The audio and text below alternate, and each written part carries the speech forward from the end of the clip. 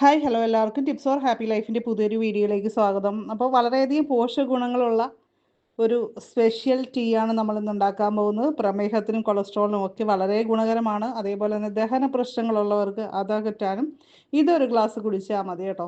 സ്ത്രീകളുടെ ആരോഗ്യത്തിനും എല്ലാം ഉത്തമമായിട്ടുള്ളതാണ്. പൊട്ടാസ്യം, കാൽസ്യം, അതുപോലെ തന്നെ പ്രോട്ടീൻ എന്നിവയൊക്കെ ധാരാളം അടങ്ങിയിട്ടുള്ള വെണ്ടയ്ക്ക ചായയാണ് കേട്ടോ നമ്മളിന്ന് ഉണ്ടാക്കാൻ പോകുന്നത്. ചാനൽ ആദ്യമായിട്ട് കാണുന്നവരാണെങ്കിൽ ഒന്ന് സബ്സ്ക്രൈബ് ചെയ്തേക്കുക. അതേപോലെ തന്നെ ബെല്ലൈക്കൺ ക്ലിക്ക് ചെയ്ത് ഓളെന്ന് കൂടി സെലക്ട് ചെയ്യുക. അപ്പോൾ നിങ്ങൾക്ക് കൂടുതൽ വീഡിയോസിൻ്റെ നോട്ടിഫിക്കേഷൻ കിട്ടുന്നതാണ്. അതേപോലെ തന്നെ എല്ലാവരും ഒന്ന് ലൈക്ക് ചെയ്തേക്കണേ ഇപ്പോൾ തന്നെ.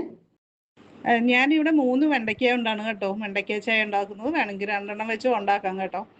അപ്പോൾ നമ്മളിത് നന്നായിട്ട് കഴുകിയെടുത്ത് ചെറുതായിട്ട് നീളത്തിൽ കട്ട് ചെയ്തെടുക്കുകയാണ് വേണ്ടത്. അപ്പോൾ ഞാൻ നേരത്തെ പറഞ്ഞു പ്രമേഹ രോഗികൾക്ക് വളരെ നല്ലതാണ് ഈ വെണ്ടയ്ക്ക ചായയെന്ന്. അപ്പോൾ ഇൻസുലിൻ പ്രതിരോധം മെച്ചപ്പെടുത്താനായിട്ട് വെണ്ടയ്ക്ക സഹായിക്കുന്നുണ്ട്. പ്രമേഹമുള്ളവരിൽ ഉണ്ടാകുന്ന വൃക്ക രോഗങ്ങളൊക്കെ കുറയ്ക്കാൻ, നെഫ്രോപ്പതി പോലുള്ള പ്രശ്നങ്ങളൊക്കെ കുറയ്ക്കാൻ, അതിൻ്റെ സാധ്യതയെ കുറയ്ക്കാനും വെണ്ടയ്ക്ക വെള്ളം കുടിക്കുന്നത് സഹായിക്കും. അങ്ങനെ ഒരുപാട് ബെനിഫിറ്റ്സുകളുണ്ട്. അതിനെക്കുറിച്ച് ഡീറ്റെയിൽ ആയിട്ട് ഈ വീഡിയോയിൽ പറയാം കേട്ടോ.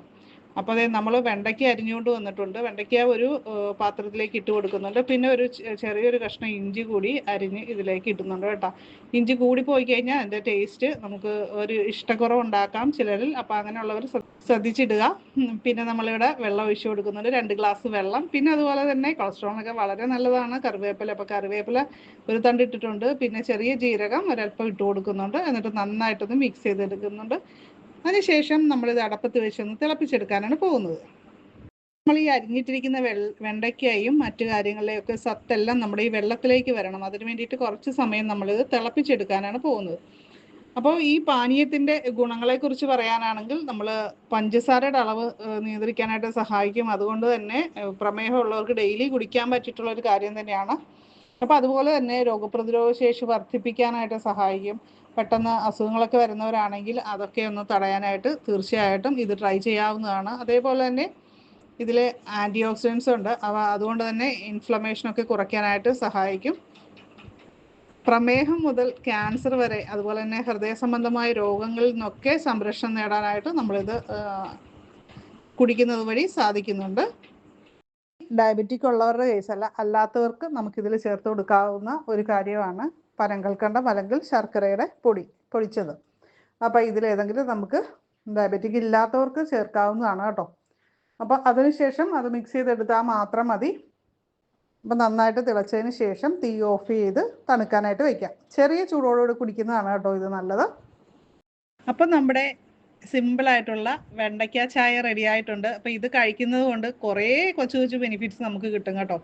പതിവായിട്ട് കഴിക്കുന്നത് കാഴ്ചശക്തി വർദ്ധിപ്പിക്കാനായിട്ട് നല്ലതാണ്, രോഗപ്രതിരോധ ശേഷിക്ക് നല്ലതാണ്. അതുകൊണ്ട് തന്നെ ചുമ, ജലദോഷം എന്നിവയൊക്കെ ഉള്ള ഒരുപാട് പേര് ഉണ്ട് വിട്ടുമാറാതെ ഇത് നിൽക്കുന്നവർ. അപ്പോൾ അവരൊക്കെ പതിവായിട്ട് ഇതേപോലെ കഴിക്കുകയാണെങ്കിൽ പെട്ടെന്ന് ഒരാഴ്ച കൊണ്ട് തന്നെ അതിനൊക്കെ നല്ല ആശ്വാസം കിട്ടും. കാര്യം ഇതിൻ്റെ അകത്ത് ധാരാളം ആൻറ്റി ഓക്സിഡൻസും വൈറ്റമിൻ സിയും ഒക്കെ ഉണ്ട്. അതുകൊണ്ട് തന്നെയാണ് കേട്ടോ. അതുപോലെ രക്തസമ്മർദ്ദം കുറയ്ക്കാനായിട്ട് ഇത് സഹായിക്കും. ഇതിനകത്ത് പൊട്ടാസ്യം ഒക്കെ അടങ്ങിയിട്ടുള്ളത് കൊണ്ടാണ്. വൃക്ക സംബന്ധമായ അസുഖങ്ങളുള്ളവർ, അതുപോലെ തന്നെ കിഡ്നി സ്റ്റോണൊക്കെ ഉള്ളവർ വെണ്ടയ്ക്ക ചായ ഉപയോഗിക്കുന്നത് ഒഴിവാക്കേണ്ടതാണ്. അപ്പോൾ ഇന്നത്തെ വീഡിയോ നിങ്ങൾക്ക് ഇഷ്ടമായിട്ടുണ്ടെങ്കിൽ ലൈക്ക് ചെയ്യാനും കമൻറ്റ് ചെയ്യാനും മറക്കരുത് കേട്ടോ. അതുപോലെ നിങ്ങളുടെ ഫ്രണ്ട്സിലേക്ക് ഇതൊന്ന് ഷെയർ ചെയ്യുക. അപ്പോൾ നമുക്ക് അടുത്തൊരു വീഡിയോയിൽ വീണ്ടും കാണാം. നന്ദി, നമസ്കാരം.